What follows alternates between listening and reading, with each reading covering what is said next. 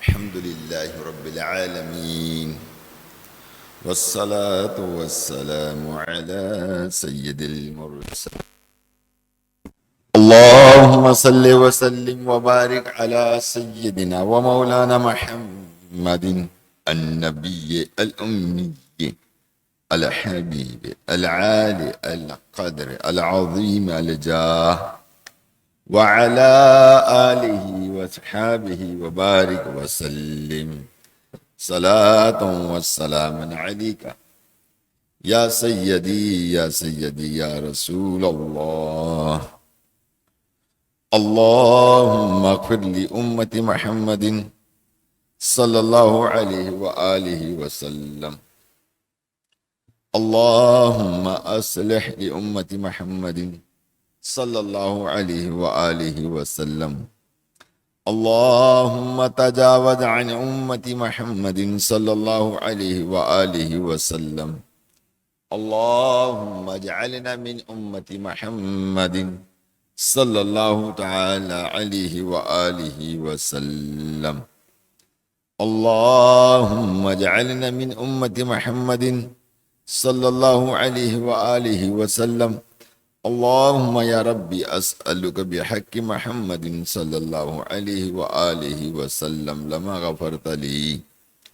اللهم أنت ربي لا إله إلا أنت خلقتني وأنا عبدك وأنا على عهدك ووعدك ما استطعت وأعوذ بك من شر ما صنعت وأبوء لك بنعمتك علي أبو بذنبي فاغفر لي فإنه لا يغفر الذنوب إلا أنت واغفر لكل مؤمن ومؤمنة.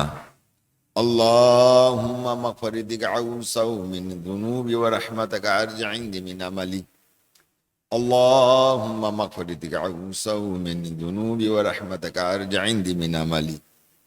اللهم مغفرتك أوسع من الذنوب ورحمتك أرجع عندي من عملي. آمین. وخاتم النبیین صلی اللہ تعالی علیہ وآلہ وصحبہ وسلم. الصلاۃ والسلام علیک یا رسول اللہ وعلی آلک وصحابک یا حبیب اللہ. الصلاۃ والسلام علیک یا نبی اللہ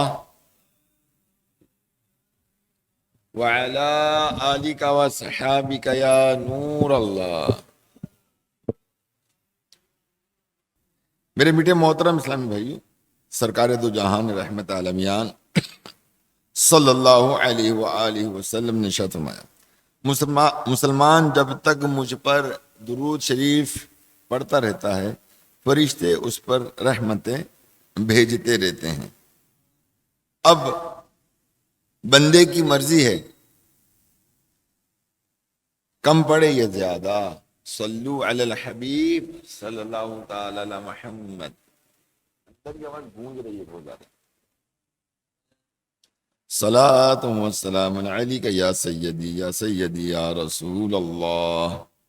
قال اللہ تبارک و تعالی فی القرآن الکریم ومن الناس من یشری نفسه ابتغاء مرضات اللہ واللہ رؤوف بالعباد. صدق اللہ العظیم وصدق ورسولہ النبی الکریم صلی اللہ علیہ وآلہ وسلم. میرے میٹھے محترم اسلامی بھائیوں، جیسا کہ آپ اور ہم جانتے ہیں اس بات کو خوبی کہ مقدس برکت والے دن اور مہینہ محرم الحرام کا مہینہ ہمارے سامنے جلوہ گر ہے،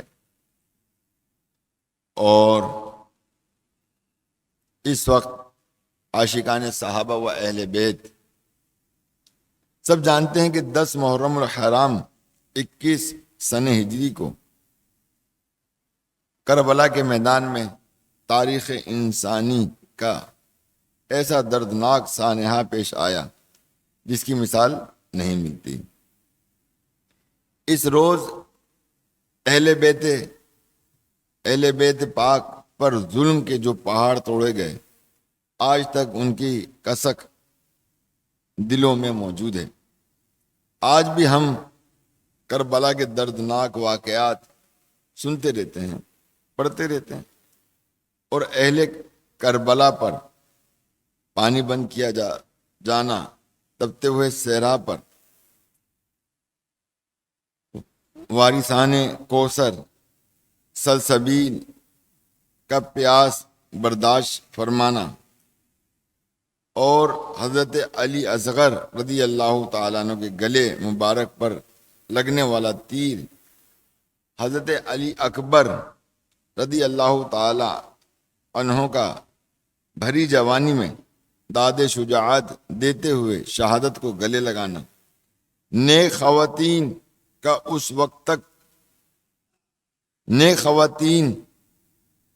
اس قیامت نما منظر میں بھی پردہ داری اور حیا کا پاس و خیال فرمانا۔ آخر امام علی مقام امام حسین رضی اللہ تعالیٰ عنہ کا دین کی سربلندی کی خاطر سر مبارک کا نذرانہ پیش فرمانا، اور اس قیامت نما واقعے کو صدیاں گزر چکی ہیں، آج بھی اس کا ذکر کرتے، سنتے اور پڑھتے ہو تو عاشقانوں اہل بیت کی آنکھوں بھیگ جاتی ہیں، سینوں سے آہیں بلند ہونے لگتی ہیں، دل ایک حسرت مایوسی اور تمنا میں ڈوب جاتا ہے کہ کاش میں وہاں ہوتا، ادب سے سر کا نذرانہ ان کے قدموں میں پیش کرتا۔ میرے میٹھے محترم اسلام بھائیوں، محرم شریف جیسی آتے ہیں تو واقعی ہم حضرت امام علی مقام امام حسین رضی اللہ تعالیٰ عنہ کی یاد ایسی تازہ ہوتی ہے جیسے کہ یہ بات کل جیسی ہے۔ ویسے تو اگر دیکھا جائے تو بہت سارے ایسے واقعات ہیں جو دنیا میں رونما ہوئے، جن کو پڑھ کر، جن کو سن کر آنکھیں اشکبار ہوتی ہیں، انسان بے قرار ہو جاتا ہے، رونا شروع کر دیتا ہے، بے قابو ہو جاتا ہے۔ مگر کربلا کا واقعہ، امام حسین رضی اللہ تعالیٰ عنہ کا جو واقعہ ہے، ہم سنتے ہیں اور نہ بھی سنیں تو محرم جب آتے ہیں تو ایک عجیب سا ایک سما ان دنوں میں موسم کے اندر بھی پایا جاتا ہے۔ یہ تو آپ سب نے نوٹ کیا ہوگا ان تمام باتوں کو۔ اور پہلی تاریخ سے لے کر 10 تاریخ تک آپ دیکھیں، ایسا لگتا ہے کہ بہت ہی مشقت والے دن جو ہیں وہ گزر رہے ہیں، اور جیسے ہی عاشورہ ختم ہوتا ہے تو ایسا لگتا ہے کہ ایک بوجھ، ایک وزن، یا کہنا چاہیے کہ الفاظ نہیں مل رہے کہ وہ ایک ہلکا پن ہمیں محسوس ہونے لگتا ہے۔ آپ اس طرح سمجھ لیجئے کہ ایک شخص ہے جو بیمار پڑا ہوا ہے، 10 دن سے بیمار ہے، اور 10ویں دن جو ہے وہ اللہ کی ملاقات کو دنیا سے تشریف لے جاتا ہے۔ لوگ اس کو غسل دے کر، کفن دفنا کر واپس آتے ہیں تو اپنے آپ کو ہلکا محسوس کرتے ہیں، ہلکا محسوس۔ تو اسی طرح جب عاشورہ گزرتا ہے تو ہم بھی اپنے آپ کو ہم ایسے ہی کچھ محسوس کرتے ہیں، جبکہ ہمارے سامنے غور کیجئے نہ ہمارے گھروں میں اس وقت کوئی جنازہ بھی نہیں ہوتا۔ تو بس یہ ایک محرم کی خاصیت ہے، بس چاند جہاں دکھا اور وہاں ایک عجیب سی کیفیت موسم میں طاری ہو گئی، اور اس کے سبب جو ہے وہ اہل ایمان کے دلوں کے اندر بھی وہ کیفیت جو ہے طاری ہو جاتی ہے۔ تو یہ سب کا سب جو ہے وہ اہل بیت اطہار اور آل رسول پر جو ظلم ڈھایا گیا، وہ ان تمام چیزوں کو ہر سال ہمارے نزدیک تازہ کرتا ہے، اور یہ ہماری نسلوں کے اندر بھی تازہ ہی رہے گا، چاہے ہم دنیا میں ہوں یا نہ ہوں۔ اور ویسے بھی محبت کا اظہار بھی کرنا چاہیے۔ اب جیسے ایک یہ والا واقعہ ہے کہ ہر بندہ جب سوچتا ہے کاش میں اس دور میں ہوتا تو میں بھی اپنے آپ کو جو ہے پیش کر دیتا امام علی مقام کی بارگاہ میں۔ آئیے اس حوالے سے ایک واقعہ میں آپ کو بتاتا ہوں جو حضرت علامہ ابن جوزی رحمۃ اللہ تعالی لکھتے ہیں کہ ایک مرتبہ حضرت عمر بن لیث رحمۃ اللہ تعالی کے سامنے ان کی فوج جمع کی گئی۔ آپ نے اپنی فوج کی کثرت دیکھی تو دل ہی دل میں ایک غمگین آہ بھری اور کہا کہ اے کاش امام حسین رضی اللہ تعالی عنہ کی شہادت کے وقت کربلا میں موجود ہوتا، میرے پاس اتنی ہی فوج ہوتی تو میں اپنی جان، اپنی شان، اپنی شوکت اور ساری فوج امام علی مقام رضی اللہ تعالیٰ عنہ کے قدموں پہ قربان کر دیتا۔ کیا جذبہ تھا یہ دیکھیں۔ اچھا یہ ساری جو چیزیں ہیں نا یہ محبت کا ایک عنصر ہوتا ہے جو پایا جاتا ہے اور یہ ایمان میں سے یہ بات ہوتی۔ دیکھیے ہم اللہ سے محبت کریں گے، اللہ کے رسول سے محبت کریں گے اور اہل بیت سے محبت کریں گے تو ہمارا ایمان کامل ہوتا ہے۔ اس سے پہلے ایمان کامل بھی نہیں ہوتا۔ ایک وجہ یہ بھی ہے، کیونکہ ظاہر کا آل رسول ہے، اہل بیت میں سے ہیں اور اگر ان تینوں میں سے کسی ایک کی محبت میں کمی ہے تو ایمان کامل نہیں ہوگا، مسلمان مکمل نہیں ہوگا۔ یہ بات یاد رکھیے گا۔ اس لیے ہمیں چاہیے کہ ہم سعادت کرام کا، ٹھیک ہے وہ کہتے ہیں سید زادے ہیں، احترام کریں۔ اگر فرض کریں آج کل تو لوگ جھوٹ بھی بولتے ہیں نا کہ بھئی یہ سید زادے ہیں، لوگ اپنی ذات بھی چھپاتے ہیں، ایسا بھی ہوتا ہے۔ اگر وہ جھوٹ بھی بولتا ہے مگر آپ جس حوالے سے اس کا ادب و احترام کر رہے ہیں وہ ہمارے نزدیک زیادہ مقدس ہے، اور ہم آل رسول یعنی رسول کے گھرانے کا ادب و احترام کر رہے ہیں۔ یہ نہ سوچیں کہ کون کیا ہے کیا نہیں، بٹ ٹھیک ہے سید زادہ ہے ہمارا سر کا تاج ہے، عاشق رسول ہے ہمارے سر کا تاج ہے، اہل بیت میں سے ہے، ٹھیک ہے نا۔ تو بہرحال پیارے اسلامی بھائیو، واقعی جب ہم ان کے واقعات سنتے ہیں پڑھتے ہیں تو ہماری بھی محبت میں جو ہے وہ اضافہ ہوتا ہے۔ جیسے حضرت شیخ شبلی رحمۃ اللہ تعالی کا واقعہ ہے کہ جب محرم شروع ہوتے آپ 2 رکعت نماز نفل جو ہے ان کے ایصال ثواب کے لیے پڑھا کرتے تھے۔ تو خواب میں جو ہے دونوں شہزادے حسنین یعنی امام حسن اور امام حسین رضی اللہ تعالی عنہم اجمعین جو ہے وہ خواب میں تشریف لیا اور اپنا چہرہ چھپانے لگے۔ کیا علیجہ کہ مجھ سے غلطی ہو گئی جو آپ چہرہ چھپا رہے ہیں؟ اور نہیں، دراصل بات یہ ہے کہ جو آپ کے احسانات ہیں یعنی جو آپ نفل پڑھ کے ہمیں ایصال ثواب کرتے ہیں محرم میں ایصال ثواب کرتے ہیں، جب تک ہم نانا جان سے اس کا بدلہ نہیں چکائیں گے ہم چین سے نہیں بیٹھیں گے۔ تو ہمیں بھی چاہیے کہ ہم بھی مطلب ان کے ایصال ثواب کی نیت سے بھائی کچھ نہیں 2 رکعت نماز نفل ہی ادا کر لیں، ہے نا۔ یہ بھی ایک محبت کا تقاضا، یہ محبت پہ آتے کہ جب محبت ہوتی ہے نا، اور محبت ہی سب کچھ کراتی ہے، یہ بتا دوں آپ کو میں۔ اور دین کے اندر جو ہے سب سے پہلے محبت ہی ہے، یہ بات یاد رکھیے گا۔ اور اللہ تبارک و تعالیٰ کی جو عبادتیں ہوتی ہیں وہ محبت کے بغیر نہیں ہوتی، یہ بات یاد رکھیے گا۔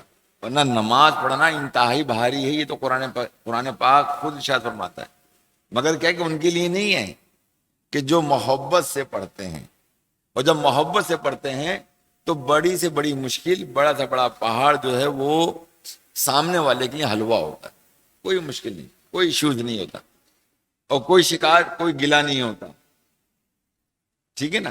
تو محبت میں ہی سب کچھ ہوتا ہے۔ اب دیکھیں ایک انسان ہے نماز پڑھتا ہے یا شریعت پر عمل کرتا ہے اللہ کے خوف سے کرتا ہے، ایک کو خوف ہی نہیں جو کچھ کرتا ہی نہیں ہے۔ اچھا ایک وہ شخص ہے، تیسرا شخص کہ یہ شریعت پہ عمل کرتا ہے، نماز کا پابند بھی ہے، مگر وہ یہ سب کچھ جو کرتا ہے وہ اللہ کی محبت میں رہ کر کرتا ہے، ٹھیک ہے نا۔ جب وہ اللہ رسول کی محبت میں رہ کر کرتا ہے تو یہ اس سے بھی کہیں زیادہ افضل ہو گیا جو اللہ کے خوف سے عبادت اور ریاضت کرتا ہے۔ اور پھر ایسے ایسے مطلب ہمارے اسلاف دنیا میں گزرے ہیں کہ جو اللہ کی بارگاہ میں کہتے ہیں، عرض کرتے ہیں کہ یا اللہ تیری مرضی ہے، عبادت گزار ہیں، نیکوکار ہیں، تو چاہے میں جہنم میں ڈال چاہے میں جنت میں ڈال، یہ تیری مرضی ہے۔ ہم تو تیری رضا پہ راضی ہیں. اگر تو اس پر خوش ہے کہ مجھے جہنم میں ڈالا جائے تو تم مجھے جہنم میں ڈال دے،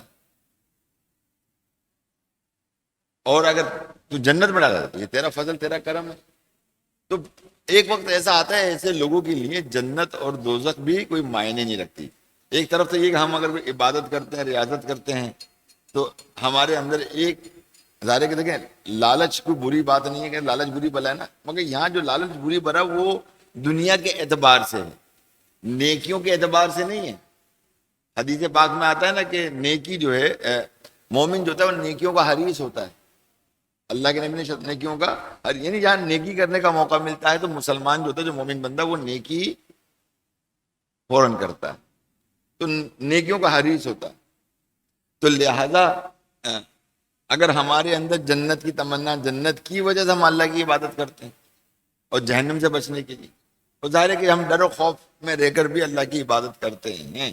مگر ایک وہ شخص ہے کہ وہ صرف جو ہے وہ معرفت الہی حاصل کر کے جو ہے اللہ کی عبادت اور ریاضت کرتا ہے اور اس کی رضا میں وہ راضی رہتا ہے، تو پھر اس کو نہ جنت سے سروکار ہوتا ہے نہ جہنم سے. وہ صرف اللہ تبارک و تعالیٰ کی رضا اور اس کو خوش کرنے پر ہی اس کا مقصد ہوتا ہے. اور دیکھیں قرآن پاک میں اللہ تعالیٰ ارشاد فرماتا ہے وَرِضْوَانٌ مِّنَ اللَّهِ اکبر. بڑی پیاری آیت، جب میں نے اس کو پڑھا نا میرے طبیعت خوش ہو گئی.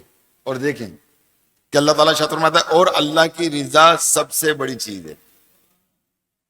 اللہ کی رضا سب سے بڑی چیز ہے. تو بہرحال میرے میٹھے محترم اسلام بھائی، تو میں عرض کر رہا تھا کہ جو حضرت عمرو بن لیث رحمت اللہ تعالی علیہ جو یہ کہہ رہے تھے کہ مطلب میں اپنی جان بھی، اپنی شان بھی، اپنی شوکت بھی، ساری فوج بھی میں امام علی مقام امام حسین رضی اللہ تعالی عنہ کے قدموں میں پیش کر دیتا. تو کتابوں میں لکھا ہے کہ حضرت عمر بن لیث رحمت اللہ تعالی علیہ کی وفات کے بعد کسی نے انہیں خواب میں دیکھ کر پوچھا کہ اللہ پاک نے آپ کے ساتھ کیا معاملہ فرمایا اور کہا کہ وہی ایک خیال، کیا وہی ایک خیال، جملہ دیکھیں آپ، وہی ایک خیال، یعنی الفاظ بھی ترتیب نہیں پائے تھے، بولا بھی نہیں گیا تھا، مگر دل کی گہرائیوں سے یہ خیالات بنے تھے اور اللہ کی بارگاہ میں عرض کر دیا تھا. یعنی جو دل کی جو زبان ہے، جو باتیں دل ہی میں گردشیں کرتی ہیں انسان کے، میرا رب عز و جل ان تمام زبان اور تمام گفتگو کو بھی جانتا ہے کہ ہمارے اندر کیا ہے. اور اللہ تبارک تعالیٰ اپنے نیک بندوں کو بھی مطلب یہ ہے کہ عطا فرماتا ہے جنہیں ہم روشن ضمیر کہتے ہیں، روشن ضمیر کہتے ہیں نا، دلوں کے حالات کو جان لیتے ہیں. جیسے کہ ایک بادشاہ تھا، وہ مسجد میں گیا نماز پڑھنے کے لیے گیا، تو امام صاحب نے دیکھا بادشاہ سلامت جو ہے وہ آئے. اس کے بعد جو نا انہوں نے جب جماعت کھڑی تو اللہ اکبر کہا، تو پچھلی صف کے اندر ایک بزرگ سے نماز پڑھ رہے تھے اور انہوں نے کہا کہ جو امام کی نیت وہ میرے قدموں کے نیچے، جو امام کی نیت میرے قدموں. سارے چوکے یہ کیسی نیت کر رہے ہیں بھائی، پکڑ لیا ان کو، وہی بادشاہ سلامت بھی موجود ہے نا، بولے یہ کیسی بات کر رہے ہو کہ مطلب جو امام کی نیت میرے قدموں کے نیچے ہے. تو وہ کہنے لگے کہ امام صاحب سے پوچھے وہ بھی کیا سوچ رہے تھے کہ آج بادشاہ سلامت جو ہے یہ نماز پڑھانے کے لیے آئے اور ان کی بچی کی جو ہے وہ شادی ہونی تھی اور وہ اس نیت میں تھے کہ بادشاہ سلامت جو ہے وہ کچھ نہ کچھ مجھے میری بچی کے لیے، جہیز کے لیے یا شادی کے لیے کچھ دے کے چلے جائیں. اور اس پہ کہا کہ ٹھیک ہے آپ کھودیں جہاں میرے پاؤں لگیں، یہاں خزانہ نکلے گا. جب کھودا تو اس میں خزانہ نکلا. تو یہ تھی امام کی نیت میرے قدموں کے نیچے. تو ایسے روشن ضمیر بھی لوگ ہوتے ہیں، مگر جس کو اللہ تعالیٰ عطا فرماتا ہے، ہر ایک کو عطا نہیں فرماتا، صحیح نا. ہر ولی کو بھی، ولی جو ہوتا ہے وہ روشن ضمیر نہیں ہوتا، یہ بھی میں آپ کو بتا دوں. ولی ضرور ہوتا ہے مگر روشن ضمیر کوئی ہوتا ہے، ٹھیک ہے نا. یہ درجات ہیں اللہ تعالیٰ کے، جو جس کو جو چاہے عطا فرما دے، ٹھیک ہے نا. لوگ موکلین کے ذریعے معلومات کر لیتے ہیں، یہ بھی میں آپ کو بتا دوں. اب دیکھیں اب بات سے بات نکل لی تو آپ کو بات بتا رہا ہوں، موکلین کے ذریعے ہے نا مطلب چیزیں معلومات کر لیتے ہیں. تو یہ کوئی روشن ضمیر نہیں ہوتے، یہ بات یاد رکھیے گا. اور عملیات جو عمل ہے وہ مطلب ایک طریقے سے اس کو سمجھ لی ایک فن ہے، یہ ولایت کا راستہ نہیں ہے، یہ بات یاد رکھیے گا. یہ ولایت کا راستہ بالکل بھی نہیں ہے. ہاں کہ ہم اتنا اللہ کا ذکر کرتے ہیں، اس کا مقصد ہے ذکر کرنے کا، موکلین کے حوالے سے ذکر ہے. اور یہ کتابوں میں یہ واقعہ موجود ہے کہ ایک صاحب جب دو عاملین کے آپس میں ملاقات ہوئی، انہوں نے پتھر گنے اور گن کے رکھ لیے اپنے پاس اور کہا اچھا بتاؤ میرے ہاتھ میں کتنے پتھر ہیں. تو اس نے بالکل صحیح کوانٹٹی بتا دی کہ تمہارے ہاتھ میں اتنے پتھر ہیں. بولا اچھا. اس نے ایسے پتھر اٹھایا، پوچھا کہ اب بتاؤ اب کتنے ہیں، کہ اب نہیں بتا سکتا. بولو اس کی کیا وجہ ہوئی؟ بولو اس کی وجہ یہ ہوئی کہ جب میں نے گنے تو میرا جو ہمزاد تھا اس نے دیکھ لیا کہ وہ پتھر میرے ہاتھ میں کتنے ہیں، اور تمہارے ہمزاد نے میرے ہمزاد سے سوال کر لیا کہ بھئی کتنے پتھر ہیں. اس نے تم کو بتا دیا کتنے پتھر ہیں. جب تم نے ایک دم اٹھایا تو نہ تمہیں پتا تھا نہ تمہارے ہمزاد کو پتا تھا اور نہ مطلب آگے بات ٹرانسفر ہوئی. تو اس طرح چیزیں ٹرانسفر ہوتی ہیں، صحیح ہے نا، اس طرح چیزیں ٹرانسفر. مگر یہ کوئی ولایت کا راستہ نہیں ہوتا، یہ بات یاد رکھیے. ہاں اور یہ ایسا نہیں کہ یار اس نے بڑی کمال کی بات کر دی، بلکہ آپ نے دیکھتے ہیں لوگ ایسا پکڑا اور لو یہ کھجور دے دیے، کچھ نہ کچھ لا کے دے دیا، لوگ کھا رہے ہیں. بولے یار ابھی تو ہاتھ خالی تھا، اس کے ہاتھ میں کیسے آ گیا؟ یہ سب کے سب شبدہ بازی ہوتی ہے. یہ بات ہے موکلین جو ہوتے ہیں نا وہ ان کے قبضے میں ہوتے ہیں اور جن کے تحت یہ سارے کام اور سر انجام دے رہے ہوتے ہیں. اور ہم ایسے ہی لوگوں کے پیچھے دوڑتے ہیں. جب ان کو ہم دیکھتے ہیں تو دنیا کا بہترین لالچی پاتے ہیں ان کو، اور نفس کا پجاری پاتے ہیں ہم کہ نفس کے پجاری ہوتے ہیں اور نفسانی خواہشات کے لیے وہ تمام حدیں پار کر بیٹھتے ہیں. جبکہ یہ بات نہیں ہے کہ ایک اللہ کا ولی بھی اللہ کا ذکر کرتا ہے تو اس کو شہوت تنگ نہیں کرتی. سب سے پہلے تو شہوت ہی اس کو تنگ کرتی ہے. مگر جب شیخ اس کے اوپر ہوتا ہے تو وہ شیخ جو ہے اس کی رہنمائی کرتا ہے، اور جس کی وجہ سے وہ مطلب اپنی حد میں رہ کر خوف خدا میں اپنی زندگی کو گزارتا ہے. اور یہ اللہ کے ولی کا پہلا امتحان ہوتا ہے کہ اس کے سامنے بدکاریاں کرنا مطلب اس طرح سے پیش کی جاتی ہیں جیسے تھالی میں پیش کی جاتی ہے کہ وہ چاہے تو کر لے. اگر سب کچھ کیا اس نے تو سمجھ لیجیے ابھی اس کو ولایت ملی نہیں، اس کی ہر چیز ختم. اور اگر اس نے اس کو عبور کر لیا، خوف خدا اس کے اندر پیدا ہوا، نہیں میرا رب اس سے ناراض ہے، ہوتا ہے ان تمام کاموں سے میں نے اپنے آپ کو بچانا ہے، تو اب سمجھ لیجیے کہ اب اس کے درجات کا سلسلہ شروع ہو گیا. تو بہرحال میرے میٹھے محترم سمجھ، جو بات میں آپ سے کہنا چاہ رہا تھا، جو ایک احساس والی بات کہ مطلب جو اس حضرت عمر بن لیث رحمت اللہ تعالی علیہ نے جو کہی کہ وہی ایک خیال جو محبت امام حسین رضی اللہ تعالیٰ عنہ کے سبب میرے دل میں آیا تھا، اسی کی برکت سے اللہ تبارک و تعالیٰ نے مجھے بخش دیا. دیکھا آپ نے کیا بخشش کا سامان ہوا، کیا زبردست بخشش کا سامان. یہ خیال آیا، ابھی عمل بھی نہیں ہوا. اب ذرا سوچئے، ایک ہوتا ہے کہ عمل کرنا، محبت کا اظہار کرنا، اور محبت چاہے جیسی بھی چھپتی تو ہے نہیں کسی کی، چھپائے نہیں چھپتی ہے نا، نہیں چھپتی نا. اگر وہ مزاجی محبت رکھتا ہے وہ نہیں چھپتی، تو عشق رسول، عشق اہل بیت کی محبت کیسے چھپے گی؟ یہ مجھے بتا دیں. چھپ سکتی ہے؟ یقیناً نہیں چھپ سکتی ہے نا. چاہے عمر کے کسی بھی حصے میں بندہ داخل ہو جائے، کہ دنیا کی جو مزاجی محبتیں ہوتی ہیں ان کا ایک حد اینڈ ہوتا ہے، ایک حد تک ان کے ساتھ رومانس ہوتا ہے، ایک حد تک سلسلہ رہتا ہے. جہاں ایک آدھ دو بچے ہوئے سب رومانس ختم، ہر چیز ختم ہو جاتی ہے. سمجھے نا؟ پھر کیا کہتے ہیں تم پہلے جیسے نہیں تھے، تم کون سے پہلے جیسے تھے، پھر یہی ساری باتیں ہوتی ہیں. پھر جھگڑے فساد اور جو آپ کو معلوم ہے کیا رہتا ہے. کیونکہ پھر جب بیچ میں بچے ہوتے ہیں تو وہ تمام محبتیں جو ہیں قدرتی طور پر بچے میں منتقل ہو جاتی ہیں. ماں باپ کی محبتیں بچے میں منتقل ہو جاتی ہیں دونوں کی، تو پھر دونوں کی وہ توجہ نہیں دی. مگر عشق رسول یعنی پیارے آقا صلی اللہ تعالی علیہ وسلم محبت کرنا، اہل بیت سے محبت کرنا آپ کرتے چلے جائیں گے، اس میں اضافہ ہوتا ہی رہے گا، اس میں کبھی کبھی آئے گی نہیں. یہ بات یاد رکھیے. تو اس کو کہتے ہیں حقیقی محبت. کیا کہتے ہیں اس کو؟ اس کو کہتے ہیں حقیقی محبت. تو جو حقیقی محبت میں بندہ جو جس سے سرشار ہوتا ہے اللہ اللہ، یہی محبتیں اللہ تبارک و تعالیٰ کے نزدیک جو ہے اس بندے کو جو ہے سعادت مند بناتی ہیں، اور یہاں تک کہ اللہ تبارک و تعالیٰ اس کو اپنا دوست بنا لیتا، ولی بنا لیتا.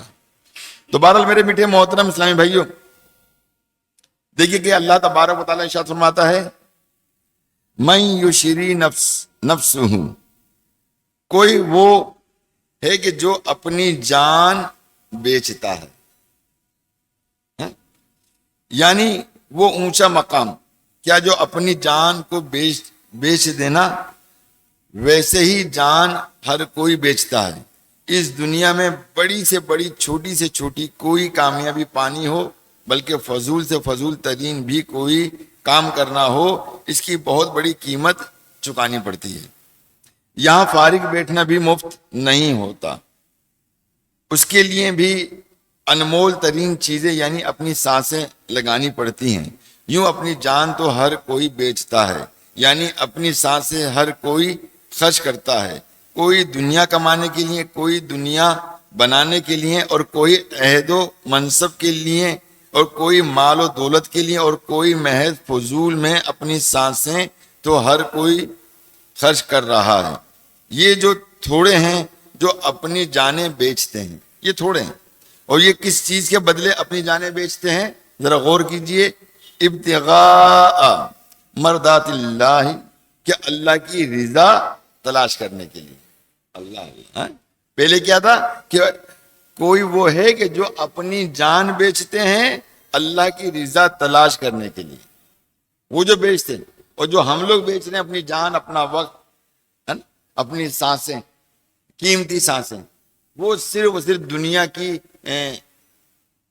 چیزوں کو اکٹھا کرنے کے لیے، یا دنیا کا بھی طور پہ جو نظام ہے زندگی کا جو حصہ ہے اس کو چلانے کے لیے ہم اپنی چیزیں بیچ رہے ہوتے، اپنی جان بیچ رہے ہیں. مگر جو اللہ کی رضا کے لیے یہ کام کرتے ہیں، اللہ اللہ، ان کی بات کچھ اور ہے جو قرآن نے ارشاد فرمایا. اور یہ آیتیں مطلب یہ بالکل مطلب یہ کہ اور بھی مطلب جو شہداء پر اترتی ہیں، اور اسی طرح امام علی مقام امام حسین رضی اللہ تعالیٰ عنہ کی طرف بھی الحمدللہ یہ آیت جو ہے